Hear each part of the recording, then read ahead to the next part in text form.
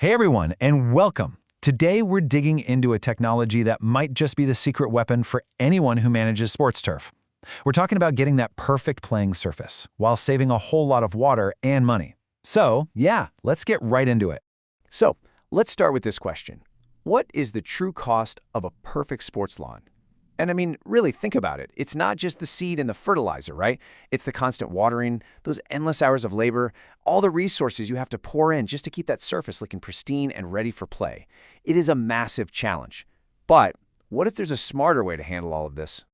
All right, so here's our game plan. First, we'll tackle the main problem. Then we'll look at a really cool moisture-locking solution. After that, we're getting hands-on with how-to guides for seeding and for laying turf. And we'll wrap up with the big benefits and some super important recommendations. Okay, let's get into section 1, the perfect turf problem. This is all about that constant battle for quality and efficiency. Every groundskeeper out there knows this struggle intimately. It feels like a relentless fight against, well, everything. The weather, the clock, you name it. I mean, keeping an elite sports turf in top shape, the demand for resources is just immense. We're talking about a staggering amount of water, especially when it gets dry. And all that water? It drives up costs like crazy and takes a ton of labor. It's this never-ending cycle that puts a huge strain on budgets and your crew. So what if, and this is a big what if you could basically give your soil its own built-in water reservoir? That is the whole idea behind this technology, Terawet superabsorbents. It's a solution designed to go right after that water problem, head on. And the concept? It's honestly pretty brilliant in its simplicity. We're talking about these tiny little granules. You just mix them right into the soil, and when it rains or when you turn on the sprinklers, they just swell up and hold on to a massive amount of water. They become these little micro-reservoirs, thousands of them, right there in the root zone. So the plants can just sip water whenever they need it. It's pretty amazing. Okay, so how do you actually use this stuff? Let's get practical and start with seeding a brand new lawn.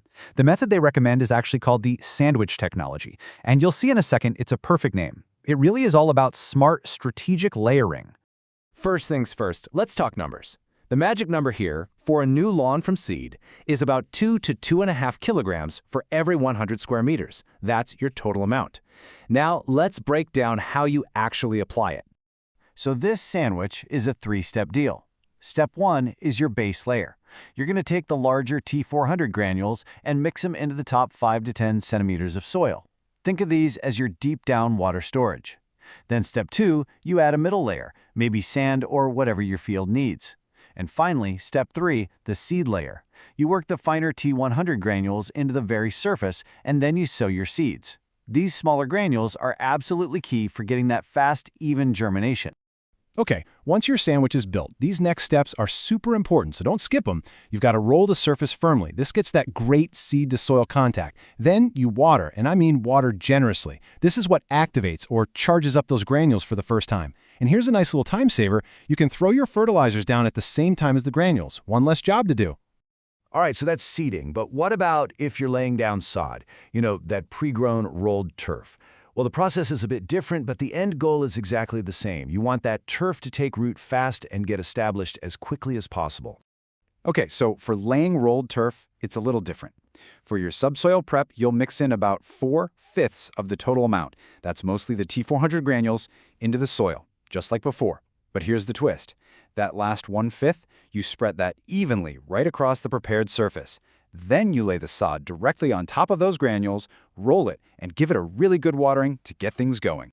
And why do it that way? Well, the benefit is pretty much immediate. That surface layer of granules almost acts like a bonding agent, like a glue. It helps the roots of the sod just instantly grab onto the soil below. This speeds up the whole establishment process dramatically. Okay, so we've gone through the how. Now let's get to the why.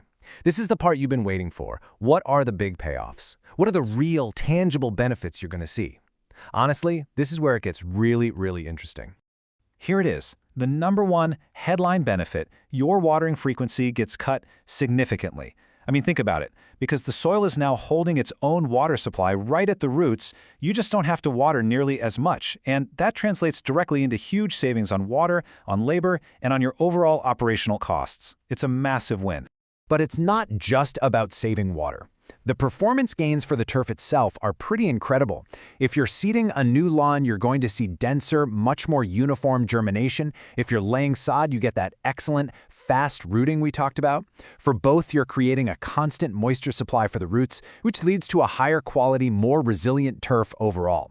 It can just handle stress so much better. All right, before we finish up, let's cover a few critical recommendations. Think of these as the pro tips to make sure you get the absolute best results and, just as importantly, avoid any problems.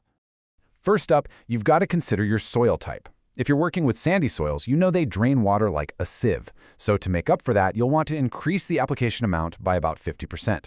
If you have pretty standard soil, though, just stick with the normal rates we talked about earlier. Simple as that. And listen up, because this next one is a huge warning. You absolutely cannot exceed a maximum of 5.5 kilos per 100 square meters. Seriously, if you use too much, the ground will literally swell up as the granules absorb water, and you'll end up with a lumpy, uneven surface that could completely ruin your field. This is one of those cases where more is not better. So, when you step back and look at the whole picture, the ability to slash your water use, cut your costs, and get a healthier, tougher playing surface, it really makes you wonder, doesn't it? Is this the future of turf technology? I mean, could managing moisture right inside the soil be the new standard for how we do this? It's definitely a powerful idea to think about.